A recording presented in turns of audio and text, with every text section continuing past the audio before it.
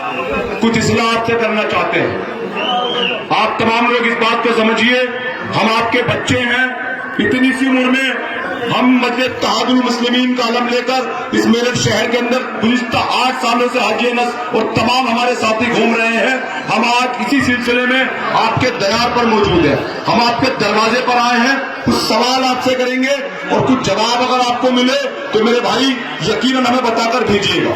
हो सकता है कि जो तमाम पिछले 8 साल हमने इस अलम को उठाकर अपने सीने से लगाकर बैरिस्टर असदुद्दीन ओवैसी के इस पैगाम को शहर की आवाम के बीच में पहुंचाने का काम किया, हमें बताइए, या तो हमसे ये कहकर भेज दीजिएगा आप लोग कि आप लोग गलत रास्ते पर हैं, या तो तमाम लोग आप हमें ये कहकर भेज दीजिएगा कि हम गलत रास्ते पर हैं, वरना खुदा की कसम हम आपका हाथ पकड़कर ये पूछेंगे। अब आप तमाम पार्टियों का साथ आप तमाम लोग देते हैं। आपके इलाके में जो पार्टी का झंडा आ जाए, आपके इलाके में जिस पार्टी की गाड़ी आ जाए, मेरे भाई आप उस पार्टी का हाथ थाम लेते हैं। क्या वजह है? क्या वजह है कि पिछले 8 सालों से हम इस मेरठ शहर के अंदर मजलिस इत्तेहादुल मुस्लिमीन का आलम बैरिस्टर असदुद्दीन ओवैसी का पैगाम लेकर घूम रहे हैं? क्या वजह है मेरे कलमा में भाइयों, मेरे बुजुर्गों? क्या वजह है कि आप में हमारा हाथ थामने को तैयार नहीं है? क्या हम आप में से नहीं है? सवाल करने आए हैं आपसे, हम आप में से नहीं है? क्या आप हमारे नहीं है? अब तमाम गैरों का साथ देंगे, अब तमाम पार्टियों का साथ देंगे, तमाम पार्टियों के झंडे उठाएंगे, तमाम पार्टियों को वोट देंगे, लेकिन आप अपने लोगों को वोट नहीं देंगे, आप अपने लोगों की हिमायत नहीं करेंगे। ये सवाल हमारे मन में है। जब जब हमारे बीच में चुनाव आता है, हमें जिम्मेदारी दे दी जाती है, हमें जिम्मेदारी दे दी जाती है कि हमें भारतीय जनता पार्टी को हराना है। हम सवाल ये करना चाहते हैं कि भारतीय जनता पार्टी को हराने का जो बोझ हमारे कांधों पर डाल दिया जाता है, जो हमारे सिरों पर ये बोझ रख दिया जाता है कि भारतीय जनता पार्टी को हराना है, सवाल ये है, ये बोझ आया कहां से हमारे सर पर? ये बोझ रखा किसने?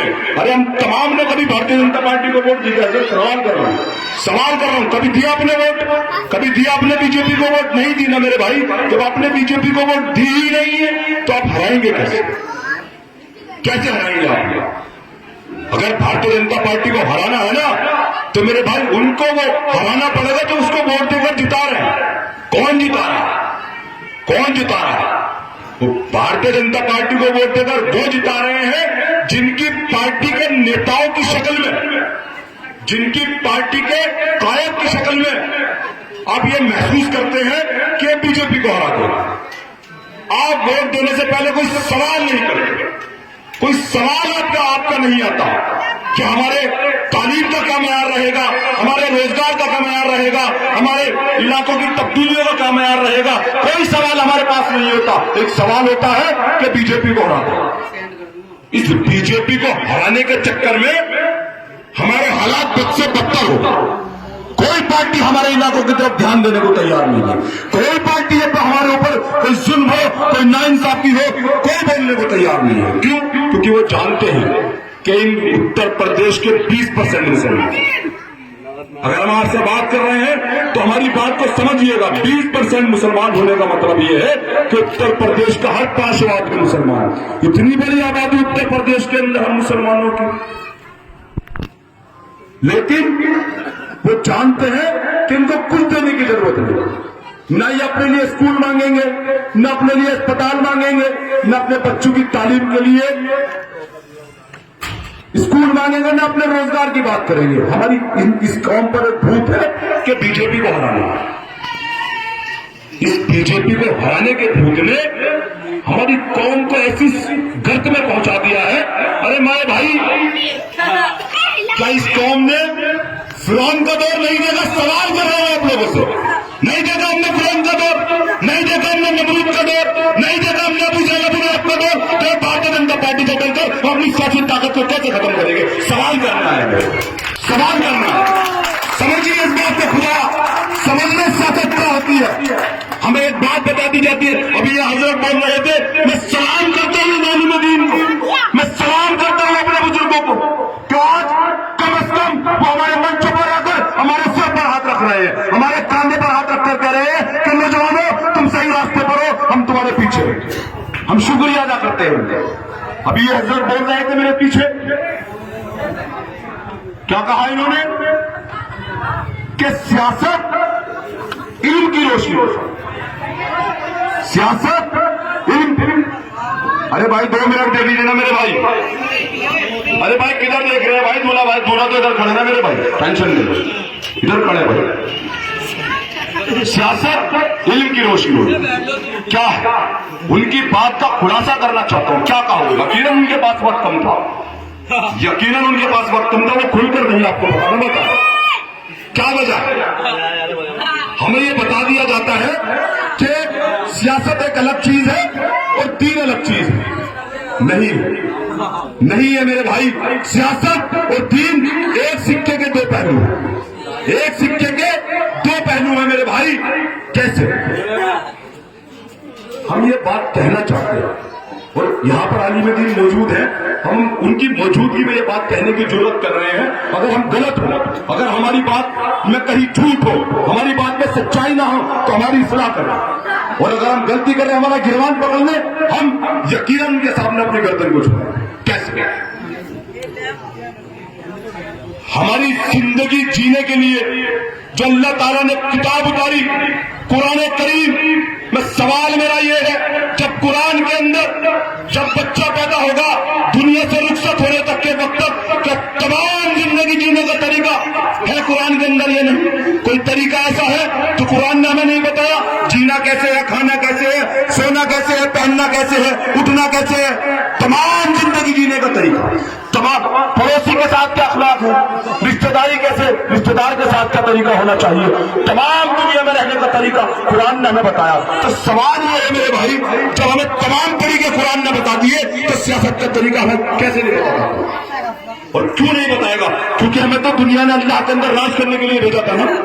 ये वो कौम है जो दुनिया के अंदर राज करने के लिए भेजी गई थी। और राज कैसे आता है? राज सियासत से आता है, राज हुकूमत से आता है। जब हमें राज करने के लिए, हुकूमत करने के लिए भेजा गया, तो कुरान के अंदर कैसे मुमकिन था कि सियासत का तरीका ना हो?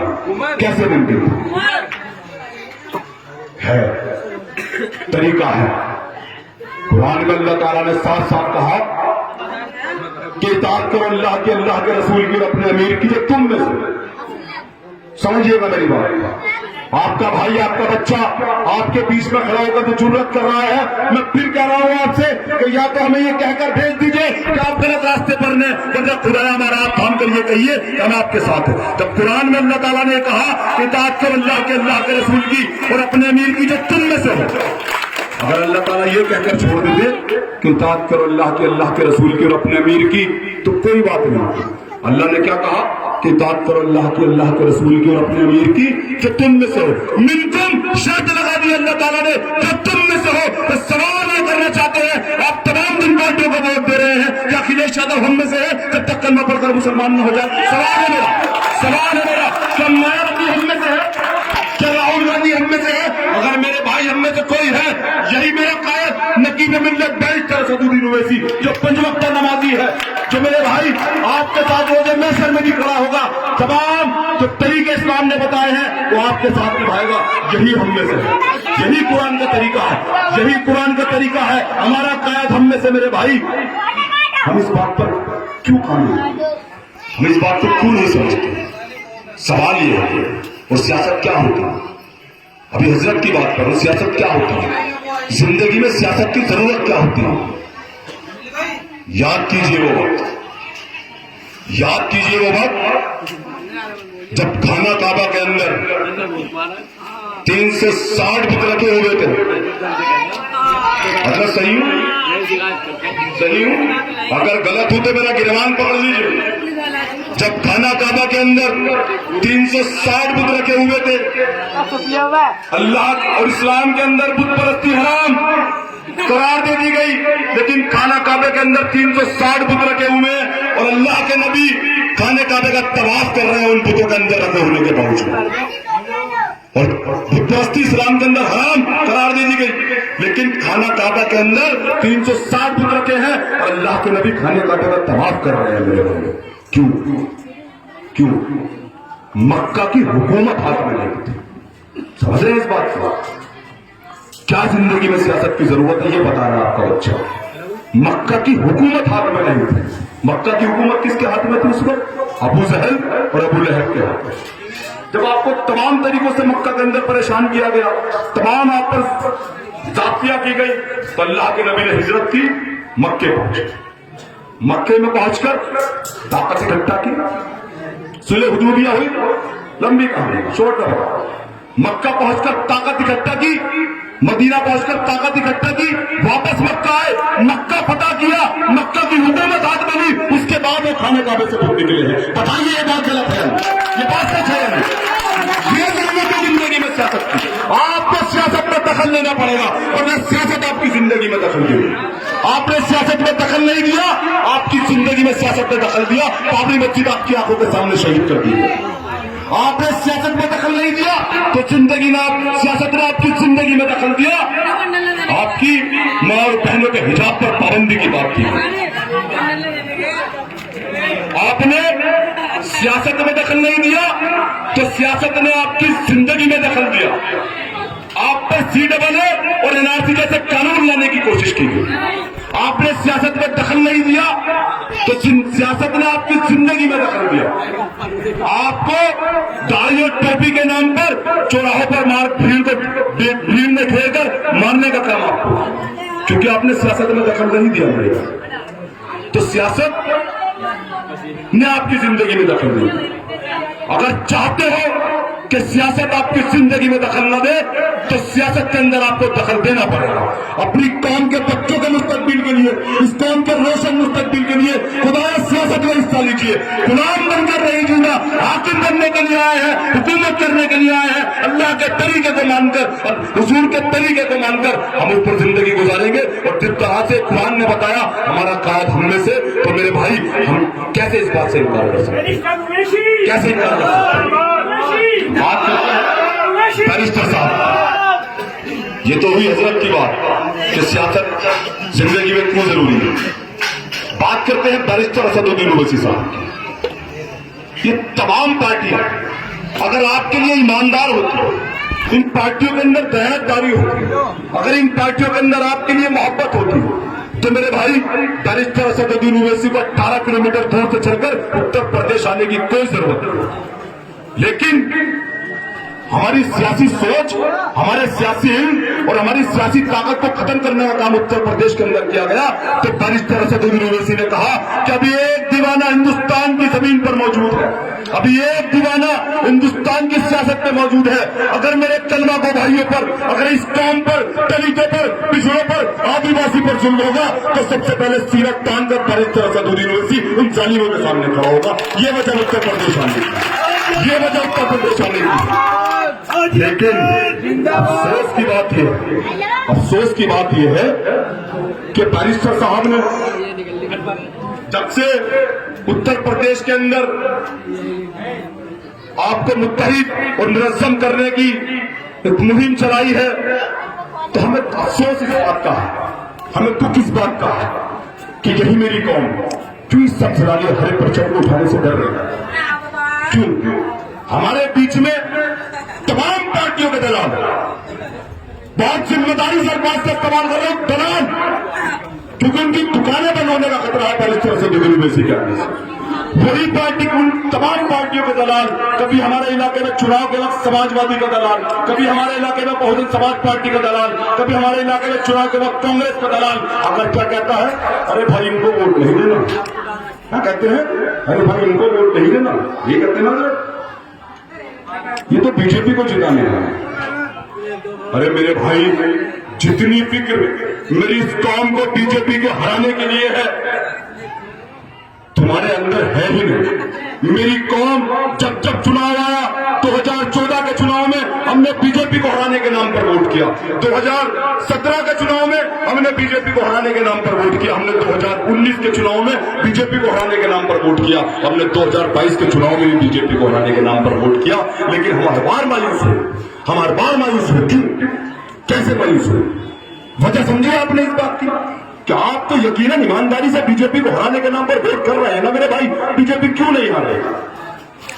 वजह वही है मेरे भाई, जब आप बीजेपी को हराने के नाम पर समाजवादी का दामन पकड़ते हैं तो आप देखते ये हैं कि समाजवादी का यादव वोटर बीजेपी को वोट डाल रहा है। उसकी मिसाल पिछला 2022 का चुनाव, जो यादव बहुल बेल्ट है ना मेरे भाई, एटा, इटावा, मैनपुरी, सरपई, रामपुर, कन्नौज, ये यादव बहुल बेल्ट है।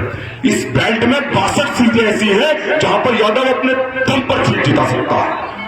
आपके इलाकों के अंदर तो समाजवादी का जोड़ था, आपके इलाकों के अंदर तो समाजवादी का बोलबाला था ना। हमारे इलाकों के अंदर तो अखिलेश यादव की सरकार बन रही थी ना, लेकिन वो यादव बहुल इलाका, वो 62 सीटें जिस इलाके के अंदर यादवों की आती हैं, उन 62 में 48 सीटें या शायद 47 सीटें भारतीय जनता पार्टी जीतने में कामयाब हो गई। तो ये बात साबित हुई नहीं कि समाजवादी का यादव वोट बीजेपी को जा रहा है, लेकिन हम समाजवादी का झंडा उठा रहे हैं। बहुजन समाज पार्टी का दलित वोट वो बीजेपी को जा रहा है। आपने हर चुनाव में बैरिस्टर असदुद्दीन ओवैसी को खाली हाथ उत्तर प्रदेश से भेज दिया। उस आदमी की मेहनत, उस आदमी की जुस्तुजू, उस आदमी की खुददारी, उस आदमी की जीदारी, उस आदमी की जाबाजी, उस आदमी की ईमानदारी की कीमत के वोट भी नहीं है मेरे भाई, बता दीजिए। क्या उस आदमी की इतनी मेहनत की कीमत एक वोट भी नहीं है? ये वोट कौन वोट भी नहीं देगी? किस किस को वोट नहीं दिया, किस किस को वोट नहीं दिया? लेकिन बैरिस्टर असदुद्दीन ओवैसी को आप नजरअंदाज कर देते हैं। 2022 का चुनाव है, 2022 के चुनाव में हमने 97 सीटें उत्तर प्रदेश के अंदर लड़ाई। कितनी? 97 सीटें। लेकिन वही मेरी कौम पर एक खुमार के बीजेपी को हराना है। आपने 97 की 97 सीटें मस्जिद तहदुल मुस्लिमीन को हरा दी उत्तर प्रदेश की आवाम ने। यही आपके बगल की 48 शहर विधानसभा की सीट, मुझे एजाज हाजी ने अपनी पार्टी से, मैं खुद उस सीट से चुनाव लड़ा और बैरिस्टर असदुद्दीन ओवैसी ने गोलापुरा से लेकर काशीपुर तक मेरे साथ पैदल चलकर वोट मांगा। लेकिन मेरी कौम ने कहा कि बैरिस्टर साहब आपकी तमाम खूबियों के बावजूद, बैरिस्टर साहब आपकी तमाम काबिलियत के बावजूद आपको वोट देने का वक्त भी नहीं। और आपने उस आदमी को, जिस आदमी ने उत्तर प्रदेश की खाक छानी, गली गली फिरा वो शख्स आपको मुत्तहिद और मुनज़्ज़म करने के लिए, लेकिन आपने उसको हैदराबाद खाली हाथ भेज दिया और वोट डालकर आप लोग भी मायूस हो। नहीं आई ना मेरे भाई समाजवादी की सरकार, नहीं आ रही ना बीजेपी, आप भी मायूस हुए। हम तब भी ये कह रहे थे चुनाव के बीच, हम तब भी ये कह रहे थे कि समाजवादी के अंदर दम नहीं है जो बीजेपी को हरा सके, बहुजन समाज पार्टी में दम नहीं है जो बीजेपी को हरा सके। बीजेपी नहीं आ रही क्योंकि इनका वोट बीजेपी को जा रहा है तमाम पार्टियों का। तो आपकी जरूरत यह है, मेरी कौम की जरूरत यह है कि आप कम से कम 15 से 20 विधायक, 15 से 20 विधायक लखनऊ उत्तर प्रदेश विधानसभा भेज दो। मस्जिद तहदुल मुस्लिमीन के बैरिस्टर असदुद्दीन ओवैसी के दीवाने जो 15-20 विधायक, क्या जरूरत थी? जब आपके खिलाफ वहां कोई कानून बने, जब आपके खिलाफ वहां कोई साजिश हो, जब आपके खिलाफ वहां कोई जुल्म की बात हो, आपके नाइंसाफी की बात हो, आपके हक को छीनने की बात हो, तो 15 से 20 दिनों में उत्तर प्रदेश की विधानसभा को हिलाने का दम रखते हो, सरकार की आंखों में आकर डालकर बात करने का दम रखते हो। लेकिन आपने हमारी बात नहीं मानी, नहीं मानी आपने हमारी बात, खाली हाथ भेज दिया। लेकिन हमने आपके इस फैसले को शर्माते रखा, हमने आपके इस फैसले को इज्जत दी। हमने सर झुकाकर कहा कि जो हमारी कौम ने हमारे लिए फैसला किया वो हमें कबूल है। लेकिन हम बिना हिम्मत के टूटे हुए, हम बिना कांधों के झुके हुए, हम अपने अज़म में बिना कोई कमी लाए एक बार फिर अपने कलमा को भाइयों के बीच में है, हम आपके तैयार में हैं, हम आपके दरवाजे पर हैं। सवाल ये करने जा रहे हैं कि 2022 में आपने ये कह दिया कि हमें सरकार बदलनी है। अब तो मेरे भाई निगम चुनाव में कोई सरकार नहीं बदलनी ना, बताओ मुझे, यहाँ तो कोई सरकार नहीं बदलनी ना, ये तो घर का चुनाव है ना, ये तो वार्ड का चुनाव है ना, बताओ यहाँ मजबूत हो गया नहीं, बताओ यहाँ मजबूत हो गया नहीं, बताओ बैरिस्टर साहब का हो गया नहीं, बताओ उस आदमी की मेहनत की कीमत अदा करोगे या नहीं, बताओ मुझे। जहां तो सरकार बदलने का वक्त नहीं है ना, जहां तो बैरिस्टर साहब का कम से कम हक अदा कर दो मेरे भाई, उस आदमी की मेहनत का हक अदा कर दो, इतना कर दो मेरे भाई। हम आपके बीच में आपके त्याग की भीख मांगने आए हैं मेरे भाई। हमें ना नेता बनने का शौक है, न हमें नारे तालियां लगवाने का शौक है। खुदा की कसम इस दिल में तड़प है जो हमारे नौजवान इस पार्टी के बार बार आपके बीच बीच में आते हैं ना, एक बार इन पर नजर डाल लीजिए, एक बार इन पर नजर डालिए और अपने दिल से पूछिए कि क्या तलब है इन नौजवानों को जो अपनी 22, 23, 25, 30 साल जिंदगी में, इतनी छोटी सी जिंदगी में सियासत के मैदान में है, इस तरह से 2 दिन ओवैसी का अलम थामे हुए हैं। आपको जवाब ये मिलेगा, आपको जवाब ये मिलेगा कि जिस तरह से सियासत के अंदर यादव समाज मजबूत है, जिस तरह से सियासत के अंदर दलित समाज मजबूत है, जिस तरह से सियासत के अंदर जाट समाज मजबूत है, जिस तरह से सियासत के अंदर राजभर समाज मजबूत है, इन दीवानों का ख्वाब ये है, इन दीवानों का सपना ये है कि मेरी 20% कौम मुनज़्ज़म और मुत्तहिद होकर सियासत के अंदर मजबूत हो जाए। सिर्फ और सिर्फ ये तलब लेकर इस दिन में घूम रहे हैं। हमारा कोई मुतालबा आपसे नहीं है, हमारा कोई मुतालबा आपसे नहीं है। हम आपसे ना कोई पैसा मांगने आए हैं, हम ना आपके कारोबार से कोई हिस्सा मांगने आए हैं, हम खुदा के वास्ते आपकी सफों में इत्तेहाद को मांगने आए हैं। हम आपसे ये कहने आए हैं कि ला इलाहा इल्लल्लाह मुहम्मदुर रसूलुल्लाह कलमे की बुनियाद पर मुत्तहिद हो जाओ। तुम अल्लाह का वास्ता मेरी कौम के हो जाओ, तुम अल्लाह का वास्ता। और क्या चुनाव है ये? चुनाव सरकार बदलने का तो नहीं है ना, कि क्या चुनाव है? ये चुनाव है नगर निगम में बैठकर अपने हक इलाके के हक को हासिल करना। ये चुनाव है अपने इलाकों की बदहाली को खुशहाली में तब्दील करने का। ये चुनाव है जो हमारे साथ नाइंसाफियां नगर निगम के अंदर होती है ना मेरे भाई, ये उस नाइंसाफी को इंसाफ में बदलने का चुनाव है। लेकिन गलती कहां हुई? आप तो पार्षद जिताकर भेजते हैं ना मेरे भाई, 2017 में भी आपने यहां से एक पार्षद जिताकर भेजा ना मेरे भाई। सवाल यह है कि हम क्यों आपके बीच में खड़े होकर, मेरे भाई, ना हम कहीं हेलीकॉप्टर से उतरे हैं, ना कहीं दूसरे शहर से आए हैं, ना हम गाड़ियों में घूमने वाले हैं। हम आप ही के इलाकों के बच्चे हैं। हमने इन इलाकों में, इन एरिया में बचपन गुजारा है। हम इन इलाकों की दिक्कत परेशानियों को बहुत करीब से जानते हैं, बहुत करीब से आपकी तकलीफों को महसूस करते हैं। इसलिए आपके बीच में है। क्या पहचान है हमारी? बताइएगा अगर मैं गलत, क्या पहचान है हमारी? हमारे इलाकों की पहचान क्या है? चाचा आपसे कह रहा हूं, बताइए हमारे इलाकों की पहचान क्या है? आप निकल जाइए। जब 30 से 35 वार्ड मुस्लिम बहुल माने जाते हैं शहर के अंदर, मैं दावत दे रहा हूं, आप निकलिए एक बार शहर के अंदर, उन इलाकों के अंदर, उन वार्डों के अंदर निकल जाइए। क्या मिलेगा आपको? जिन इलाकों के अंदर आपको सड़कें टूटी हुई मिले, जिन इलाकों के अंदर आपको नालियां टूटी हुई मिले, जिन इलाकों के अंदर आपको बिना बरसात के पानी भरा हुआ मिले, जिन इलाकों के अंदर आपको सरकारी स्कूल न मिले, जिन इलाकों के अंदर आपको सरकारी अस्पताल न मिले, जिस इलाके के अंदर आपको डाकघर न मिले, जिस इलाके में आपको स्ट्रीट लाइट न मिले, समझ रहे हो मेरी कौम का इलाका है। बताइए ये बात सच है? बताइए ये बात सच है? ये पहचान हमारी बना दी गई मेरे भाई। हम इस पहचान के सहारे जीने पर मजबूर है। इस पहचान से लड़ने का वक्त है, इस पहचान को बदलने का वक्त है, इस पहचान को मिटाने का वक्त है। ये चुनाव इस पहचान को दूर भगाने का चुनाव है। बताओ तैयार हो या नहीं? बताओ तैयार हो या नहीं? ये पहचान मिटाओगे या नहीं? बताओ मुझे, ये पहचान मिटाओगे या नहीं? मेरे भाई, जरूरत क्या है? जरूरत क्या है? जब नगर निगम में आप पार्षद जिताकर भेजते हैं ना मेरे भाई, तो नगर निगम के अंदर आपका जीता हुआ पार्षद कैसे जाता है? सवाल करो। मैं नहीं जानता इस इलाके के अंदर किस बिरादरी के लोग रहते हैं, मैं नहीं जानता इस गली के अंदर किस बिरादरी के लोग ज्यादा रहते हैं या कम रहते हैं। मैं नहीं मानता इस बात को। मैं ये मानता हूं कि हम सब कलमा में भाई हैं, हम मुसलमान हैं, हम कलमे की बुनियाद पर मुत्तहिद होंगे। फिरके और बिरादरियों के नाम पर बटना मुझे मंजूर नहीं मेरी कौम का। सुनिए मेरी बात। जब हम चुनाव में वोट डालते हैं ना मेरे भाई, जब हम चुनाव में वोट डालते हैं तो हम वोट डालते हैं 3-4 खानों में बैठकर। कैसे खाने?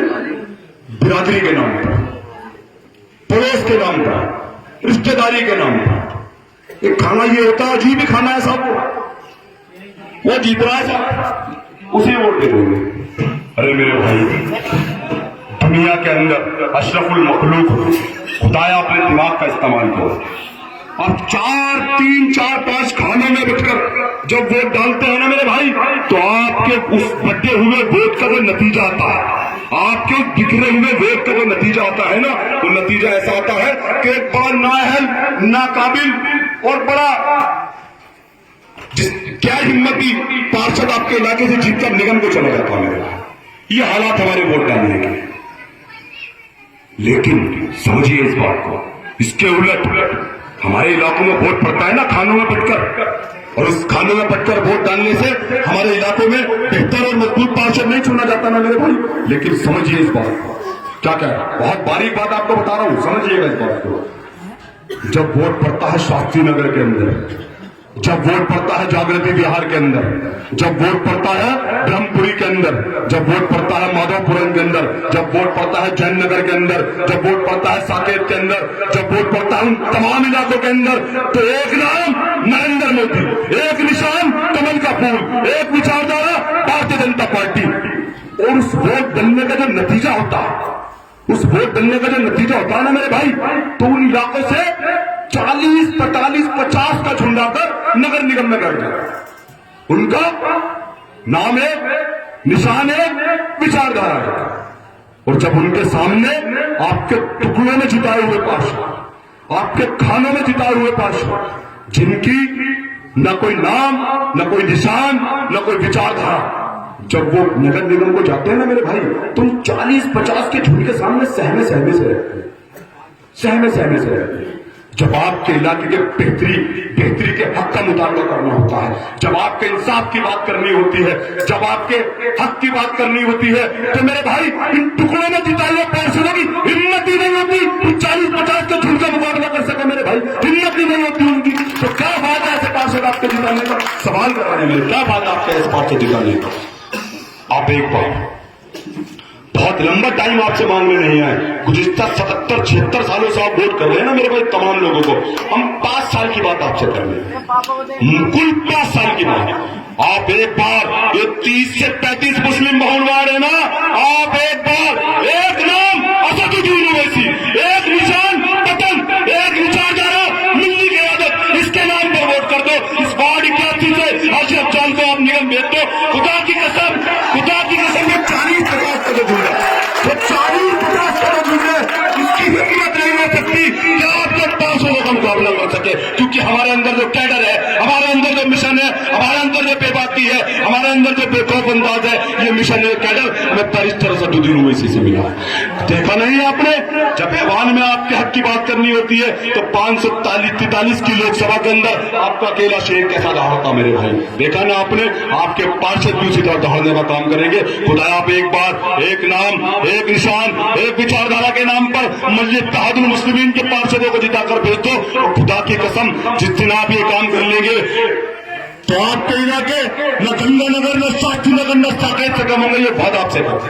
एक बात और आखिरी बात आपसे कहकर जा रहा हूं, आखिरी बात आपसे कहकर जा रहा हूं। एक शिकायत और होती है, एक शिकायत भी होती है कि पार्षद जी जीत गए, पार्षद जी तो मिलते ही नहीं है, पार्षद जी तो मिलते ही नहीं है। आपने किसी तरह से पकड़ लिया तो मेरे भाई आपको ऐसे तारीखें दी जाती है जैसे हाई कोर्ट, सुप्रीम कोर्ट में मुकदमा चल रहा हो, तब आना जब आना, ये होगा वो होगा, लेकिन आप बेबस होते हैं, आप कुछ नहीं कर सकते, पार्षद का कुछ नहीं कर सकते। हम आपसे इतनी बात कहकर जा रहे हैं, हम ना आपसे आसमान से तारे तोड़ने की बात कर रहे हैं, हम ना आपको कुछ सुनहरे सपने दिखाने की बात कर रहे हैं। एक वादा आपसे बहुत जिम्मेदारी से कर जा रहे हैं, खुदा की कसम बहुत जिम्मेदारी से एक वादा आपसे कर जा रहे हैं। आप इस इलाके से मस्जिद इत्तेहादुल मुस्लिमीन का पार्षद जिताकर निगम को भेज दो।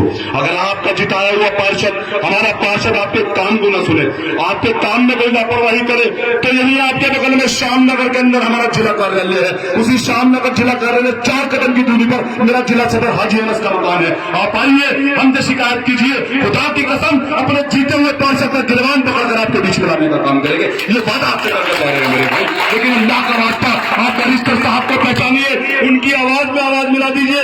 ये बताने का वक्त है बैरिस्टर साहब को कि बैरिस्टर साहब आप जब मुसलमानों के हक की बात करते हैं, आप चाहे दिल्ली हो, चाहे बंगाल हो, चाहे हैदराबाद हो, लेकिन ये वार्ड 81 की आवाम इस लड़ाई में आपके साथ है। कैसे पहुंचेगी आपकी आवाज? वोट के जरिए। कैसे पहुंचेगी आपकी आवाज? ईवीएम के जरिए। कैसे पहुंचेगी आपकी आवाज? इस वार्ड से मस्जिद इत्तेहादुल मुस्लिमीन का नुमाइंदा जिताने के जरिए। तो आपसे आखिरी में इसी अपील के साथ कि मेरे भाई न बट जाइए, निपटेंगे नहीं तो झुकना भी नहीं पड़ेगा। खुदा की कसम जो तरीका हमें कुरान ने, इस्लाम ने, दीन ने सिखाया, उस पर आ जाओ। अपना कायद अपने में से चुन लो। बैरिस्टर असदुद्दीन ओवैसी को उनके हक से नवाज दो। मैं जानता हूं ये मेरी गरीब कौम, मेरी ये खुददार कौम किसी का हक नहीं मारेगी। बताइए अपने दिल पर हाथ रखकर क्या बैरिस्टर साहब का हक है वोट पर या नहीं? बताइए अपने दिल पर हाथ रखकर, अगर है तो क्या मेरे भाई ये आवाज आपकी आनी चाहिए हर इलाके से कि इस बार जिसका हक उसको दिया जाएगा, जिसका हक उसको दिया जाएगा। और सिर्फ और सिर्फ बैरिस्टर असदुद्दीन ओवैसी का है। वाक़िर दावाना अल्हम्दुलिल्लाह रब्बिल आलमीन। अस्सलाम वालेकुम।